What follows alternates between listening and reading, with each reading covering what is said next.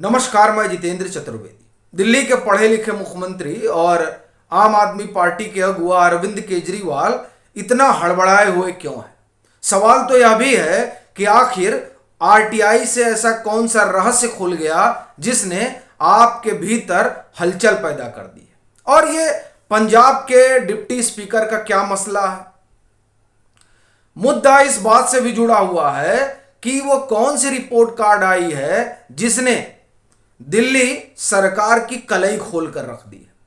ये 3-4 मसले हैं जिस पर हम लोग बात करेंगे, लेकिन शुरुआत तो इसी से करते हैं कि आखिर में अरविंद केजरीवाल इतने हड़बड़ाए क्यों हैं। फिर उस रिपोर्ट पर आएंगे जिस रिपोर्ट ने पूरी सरकार के भीतर भूचाल ला दिया है। लेकिन पहले बात अरविंद केजरीवाल पर ही कर लेते हैं, और यह जरूरी भी है। वो मुख्यमंत्री हैं, उनके तमाम विश्वस्त जो है वो या तो जेल के अंदर हैं और या फिर निलंबन में है। संजय सिंह और राघव चड्ढा निलंबित हैं।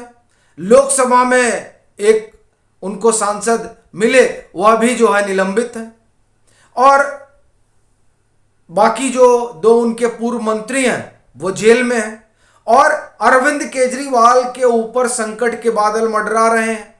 फाइलें छुपाई जा रही हैं। आदेश दिया जा रहा है कि जब तक मंत्री कहे ना तब तक जो है कोई फाइल किसी को दीजिए ना। अगर कोई मांग रहा है तो लिखित जब वो मांगे तब दीजिए। यानी ये जो शीश महल है वो तो मुंह बाए खड़ा ही है, साथ ही साथ ये फीडबैक यूनिट भी पीछे पीछे चल रही है। और फिर अवमानना का केस जो है वो अरविंद केजरीवाल के गले की फांस बना हुआ है। तो इसलिए उनकी हड़बड़ी कुछ ज्यादा ही है। लेकिन इसी बीच एक आरटीआई लगी और उस आरटीआई से कुछ जानकारी निकली, और उस जानकारी ने तो सरकार की हालत और खराब कर दी। अब यह आरटीआई जुड़ी हुई है सत्येंद्र जैन से। सत्येंद्र जैन इस समय स्वास्थ्य लाभ ले रहे हैं, यानी वो मेडिकल ग्राउंड पर बेल पर है। अब किसी ने आरटीआई लगा दी ये जानने के लिए कि साहब ये तो जब तिहाड़ जेल में मसाज वगैरह ले रहे थे तो क्या क्या और काम हुआ। तो आरटीआई से पता चला कि इनको 9 महीने तक जब ये जेल में थे तो वेतन और भत्ता मिलता रहा।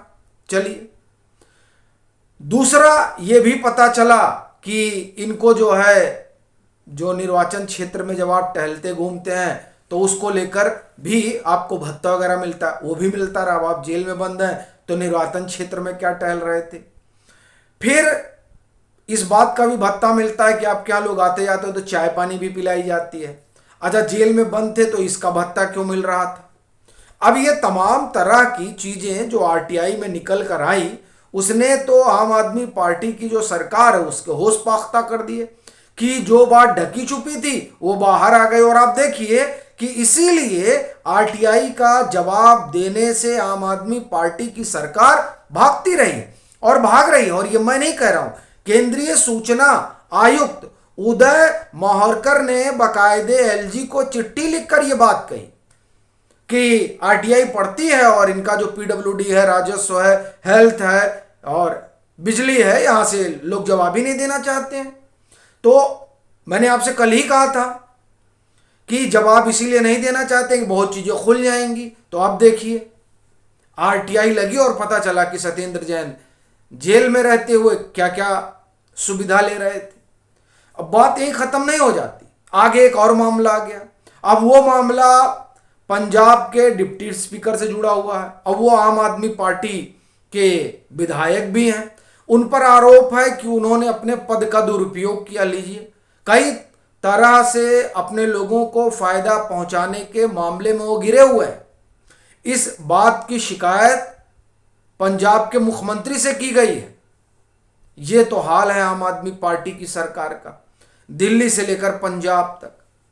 और उस पर अरविंद केजरीवाल ये कहते हुए नहीं थकते हैं, उनकी सरकार ये बताते हुए नहीं थकती है कि साहब अगर ईमानदारी का काढ़ा किसी ने पिया है तो सिर्फ आपने और आपके नेताओं ने पिया है। लेकिन अब ये काढ़ा ईमानदारी का है कि किसका है ये तो कह पाना मुश्किल है। लेकिन जिस तरह की खबरें हैं वो तो बता रही हैं कि उस काढ़े में ईमानदारी तो नहीं रही होगी। क्योंकि अभी आप देखिए, मनीष सिसोदिया हो, सत्येंद्र जैन हो, क्या आरोप लग रहे हैं, खुद अरविंद केजरीवाल हो, किस तरीके के आरोप लग रहे हैं। पंजाब में उनकी सरकार हो, उनकी सरकार में जो डिप्टी स्पीकर है, किस तरीके के उनके ऊपर आरोप लग रहे हैं। यह आरोप तो यही बता रहे हैं कि जिस भ्रष्टाचार विरोधी आंदोलन की लहर पर सवार होकर आम आदमी पार्टी सत्ता में आई थी, वो उस लहर का तो अब कुछ बचा नहीं।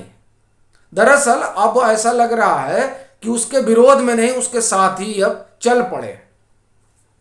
और ये जो बात कही जा रही है, दरअसल इस बात के कहने के पीछे की वजह है, ढेर सारे आरोप आप देख ही रहे हैं, लेकिन एक और चीज हुई, वो ये कि आम आदमी पार्टी कह रही है कि साहब हमसे अच्छा काम कोई दिल्ली में आज तक किया ही नहीं, और हम यहां जो है फिर आने वाले हैं प्रचंड बहुमत से। लेकिन जो रिपोर्ट कार्ड है दिल्ली का, उस रिपोर्ट कार्ड में आम आदमी पार्टी की सरकार ठहरती नहीं है। ये रिपोर्ट कार्ड किसका है? देखिए, प्रजा फाउंडेशन का रिपोर्ट कार्ड है, एनजीओ है जो दिल्ली में कामकाज होता है सरकार के द्वारा, जो लोग चुने गए हैं जनप्रतिनिधियों के द्वारा, उस पर ये लोग नजर रखते हैं और फिर उसके जरिए अपनी एक रिपोर्ट बनाते हैं। अब वो जो रिपोर्ट कार्ड है वो 2023 का, और उस रिपोर्ट कार्ड में आम आदमी पार्टी के विधायकों की भी भत पिटी हुई है, यानी कामकाज उनका जो है उसको लेकर सवाल खड़ा होता है।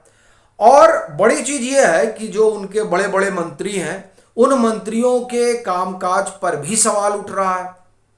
माने उनका परफॉर्मेंस जो है, प्रजा फाउंडेशन ने जो दिल्ली की रिपोर्ट तैयार की है, उस रिपोर्ट में वो उनके प्रदर्शन को बहुत बेहतर नहीं पाते।